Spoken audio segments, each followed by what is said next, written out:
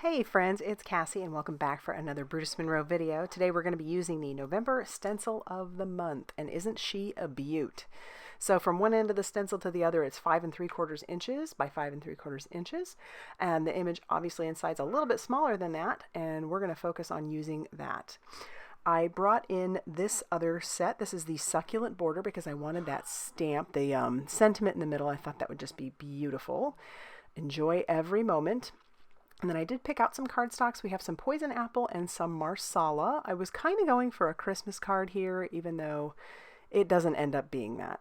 So here's the stencil. I have some whitewash cardstock cut down, and what I'm going to do is use a little bit of pixie spray on the back of this because it is a fairly intricate stencil in some areas, and I want to make sure that when I stencil over the top of that, when I do some ink blending, that I don't, mess that up. So I'm going to just flip it over, kind of put down my piece on top of that, try to center it as best I can. And then as you can tell, I have some Simon Hurley inks there on the side. I'm going to pull in my Pink and Main Mini Ergo blending brush. And then we're going to take each of those colors. We've got some Game Over, which is a maroon or a burgundy type color.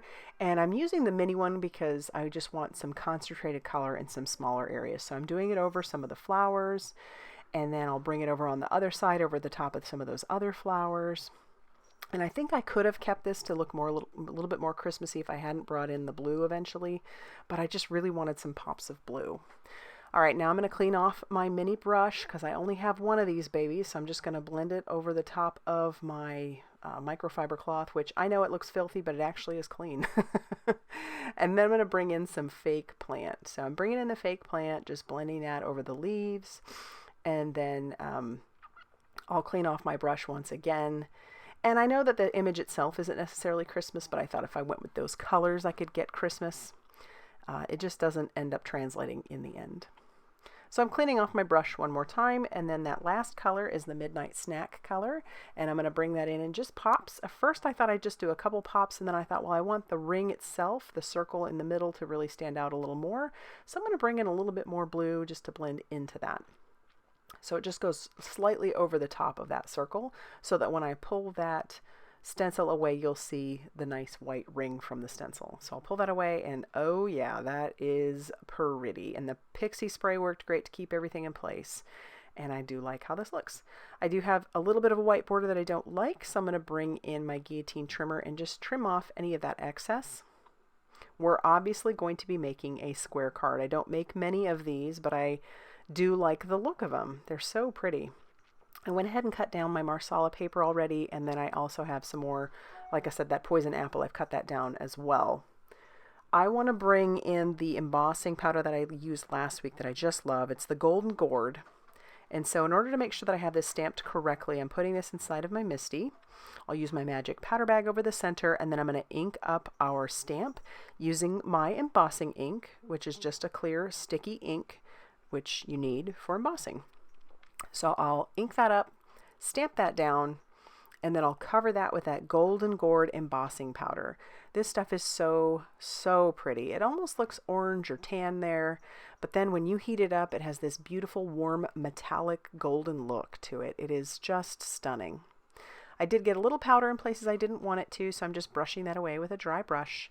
And now I'm going to heat set that till that is smooth and melted. And you'll know that it's melted because you can hold it up in the light and you'll see it go from a matte finish to a shiny finish.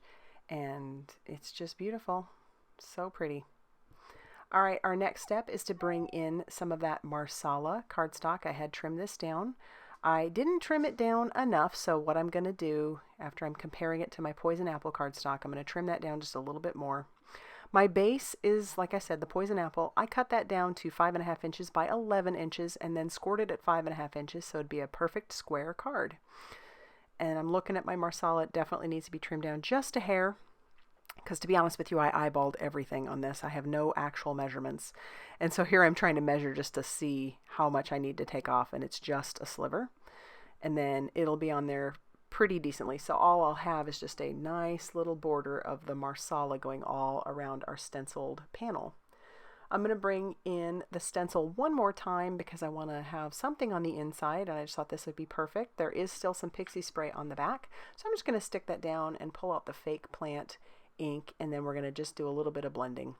I'm not going all the way to the edges. I'm just giving the impression of the stencil basically. It's not going to be super dark, but it is going to be just pretty when I pull that away. And I'm super happy with how that looks. So there's our inside. You can write that message right in there. I'll make sure that my score line is good, and then we're going to bring in some liquid glue and adhere this to the back or our panel so that we can adhere this down to the Marsala cardstock. Now this is a very simple card. Like I said, originally I was thinking Christmas. It doesn't end up translating that way. But it's a very simple card, so even mailing it would be simple. And, you know, I didn't add a lot of embellishment or anything like that. I'm bringing in a little bit more liquid glue. My other one kind of clogged, so I had to bring in something else. And then I'll stick that down. And that's actually going to finish off the card. You could bring in some little prism sequins if you wanted, or some other embellishments, however you want to deal with that. But I think this looks so pretty and simple, and I love that stencil. So if you liked this video, please hit that like button and think about subscribing if you have not already done so. Thank you for stopping by, and I will see you very soon in another video. Bye, everybody.